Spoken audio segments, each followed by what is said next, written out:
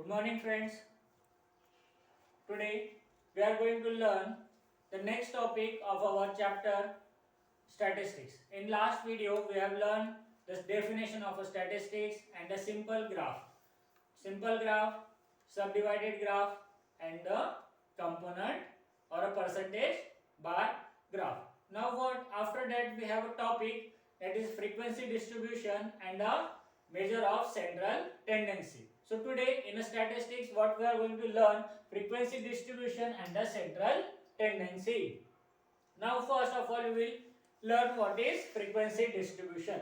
Frequency distribution is nothing but a tabular arrangement of a gathered data by categories. Means what? As we have collected a data, then we have to arrange the data by category, plus we have to we have to take out their corresponding frequency and the class marks or a midpoints. So what we can say the frequency distribution is, it is a tabular arrangement of a gathered data by categories plus their corresponding frequencies and the class marks or a midpoint. This is nothing but the frequency distribution. Then the definition of the terms. We have different terms in a frequency distribution. The first term is a range. Range is nothing but the difference between the highest score and the lowest score of a collected data. But the data which we have collected and the element of a data is known as scores. So range, what is range? Range is nothing but the highest score and the lowest score of a data, and that is denoted by capital R. Second is class interval. What is class interval? It is a grouping or category defined by a lower limit and the upper limit of the class. So what is this? This is nothing but a group or a category of a data in which we have a lower limit and the upper limit of the class. Then third is the class boundaries. Now what is class boundaries? These are also known as the exact limits. So from this we can say that we have a exact limit of a class that can be obtained by subtracting 0.5 from the lower limit of an interval and adding 0.5 to the upper limit of the interval. Means what? When we have dividing the class, then we can set the class boundary 0.5 subtracting from the lower class limit and adding 0.5 to the highest, or we can say to the upper class boundary. Next is the class mark, that is denoted by X. It is the middle value, or we can say it is a midpoint of a class interval. What we can say, it is a middle value or midpoint of a class interval. It is obtained by getting the average of a lower class limit and the upper class limit. How we can calculate the class marks? We can calculate the class marks with by getting the average of lower class limit and the upper class limit. What is, how to calculate the average? The average is nothing but sum of all the numbers divided by total number of elements, and it is denoted by small x. Now after making the class marks, we have class size, that is denoted by I. It is the difference between the upper class boundary and the lower class boundary of a class interval. What is this? This is nothing but the difference between the upper class boundary and the lower class boundary, and it is denoted by small I. Then the relative frequency, that is denoted by RF. These are the percentage distribution in every class interval. And the class frequency, it refers to the number of observation belonging to a class interval. Means suppose if we have 1 to 5 as a class interval, then the lower limit of the class is 1 and the upper limit of the class is 5. And what will be the class frequency? The number of times from the number of observation from 1 to 5 which will come in the class, it is known as the class frequency. So now the steps in constructing a frequency distribution. What are the different steps in constructing frequency distribution? First step is to find out the range using the formula. What we have said earlier, what is range? Range is nothing but the highest score minus the lowest score. Range is nothing but the highest score minus lowest score. Next is to compute for the class size. That means I using the formula I equal to R divided by K. R is nothing but the K and K are the intervals. So using the lowest score as a lower limit, add I minus 1 to it and obtain the highest limit of the desired class in the interval. So for using the lower score of a lower class limit, add I minus 1 to get the higher limit of the class. Next, note down the ideal number of class intervals should be 5 to 15. What? The ideal limit of a class interval is 5 to 15. Less than 8 intervals are recommended for the data within the less than 50 observation. What we can say, when we have data less than 50 values or 50 observation, the class limit should be 8. The class limit should be 8, and when we have data more than 50, the class limit should be extend, or we can say the class limit should be greater than 8. Next, fourth point is the lower limit of the second interval may be obtained by adding the class size to the lower limit of the first interval. So first we have a class, then again for second class, how we can define it? We can define the second interval by adding the class size of a lower limit of the first class and add I minus 1 to the result to get the higher limit of the second interval. Now repeat step 5 to obtain the third class interval. Repeat the step 5 to obtain the class interval, and so on and so forth. When the n class intervals are completed, determine the frequency for each class interval by counting the element. When what we have say from this equation, when we have n intervals, now we have ready with our class intervals and the lower limit and the upper limit, then determine the frequency of each class interval. What we have to do? We have to determine each class frequency by counting the number of elements in the given data. Now see, this is an example. Statistic test scores of 50 students. Construct the frequency distribution. Here we have given the total of 50, the marks of 50 students in a statistics subject. Now we have to calculate, or we have to construct the frequency distribution. See what we have said. R means range. Range is what? Highest score minus lowest score. See, in this, which is the highest score? The highest score is 90 is the highest score, and the lowest score is 51.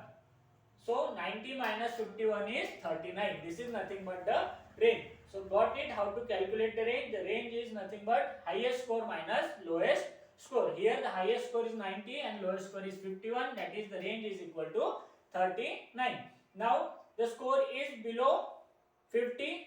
Sorry, the observations are below 50. So we have desired that we have a 8 class interval. Third number is I. I means the range of a class interval, that is R divided by K. R is nothing but 39 and K is 8. So I is equal to 4.875. That is approximate to 5. Means we have a limit of a class interval is of 5. Next, see here class interval, frequency, x, and the class boundary, that is upper boundary and the lower boundary. So in the class interval we have lower limit and the upper limit. So what we have taken? We have taken class limit of 5. See, 51, 52, 53, 54 and 55. These are the limits. So these are the value of I, means we have to taken one class from 51 to 55 with the 5 values from 56 to 60, 61 to 65 till 86 to 90. These are the class intervals, and their frequency, the data 51 to 55, it comes 4 times, 56 to 63 times, 4 times, then again 86 to 90 it becomes 8 times. So the total number of frequency is 50 and the given data is also 50. Now what we have to calculate? We have to calculate the class mark. Class mark is denoted by x. So what is the x? What the formula to calculate the x? That is lower limit plus upper limit divided by 2. So 51 plus 55 divided by 2. So how it will become? 51 plus 55, that is 106.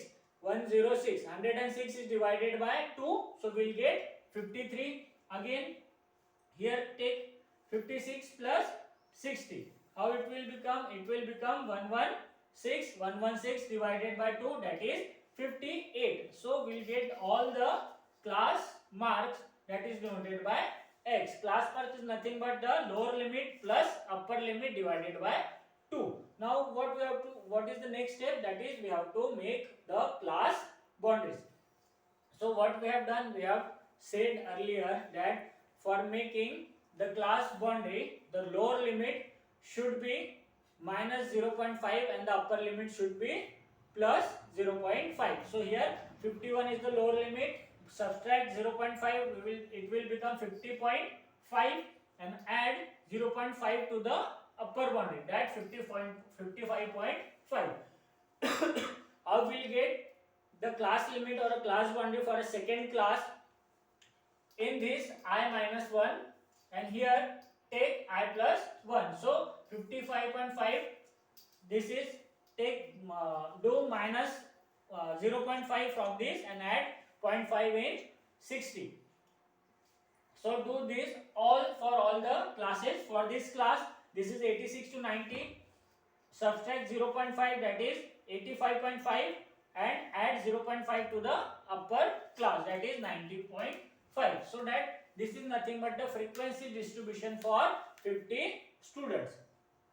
Now we will show it in a diagram. So these are all our class interval from 51 to 55, 56 to 60, 61 to 65, 60 to 70 to 86 to 90. And here the frequency of a data. That means and 1 unit is equal to of 2, 4, 6, 8, 10 and 12. So from 51 to 55 we have 4 students. And from 56 to 60 we have 3 students. 61 to 65 4. Again 66 to 70 10. 71 to 75 9. 76 to 80 are 7 students. 81 to 85 5 and 86 to 90 are 8 students. So these are nothing but the distribution of a frequency. Means we can say it a table of a frequency distribution. Now we'll move towards the measure of central tendency. So the contents are what is central tendency, what is arithmetic mean, median with example and mode with example. Next, first we'll look what is central tendency. The central tendency, it is a measure measured by averages. Means we can calculate the central tendency by calculating the averages. They describe the point about which is which the various observed values cluster. Cluster means to divide a big data into a small or a subgroup.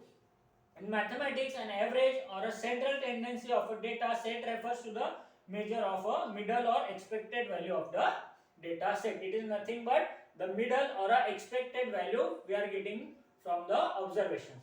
Next is the measure of central tendency. There are 3 measures of central tendency. First is arithmetic, mean, median and mode. So the next is arithmetic mean. Arithmetic mean is nothing but the average of the data. See, the arithmetic mean, it is the sum of a set of observations. Means how many observations given to us. It is a set of observation, negative or 0 divided by the number of observations. See how, if we have n real numbers from x1 to xn, x1, x2, x3 to xn, then the arithmetic mean denoted by x bar. How arithmetic mean is denoted by x bar can be expressed as how we can read it, x bar equal to x1 plus x2 plus x3 till xn divided by n. What is here are the sum of all observation divided by number of elements.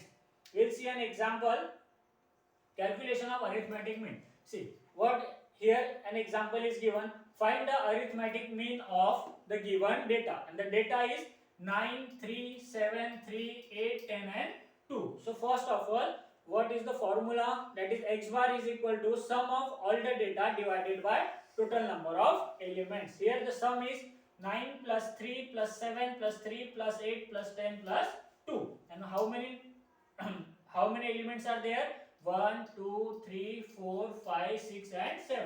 Means the sum of all the observation divided by number of elements. That is, the sum is 42 and number of elements are 7. That means 6. So we can say that the arithmetic mean for given data is 6.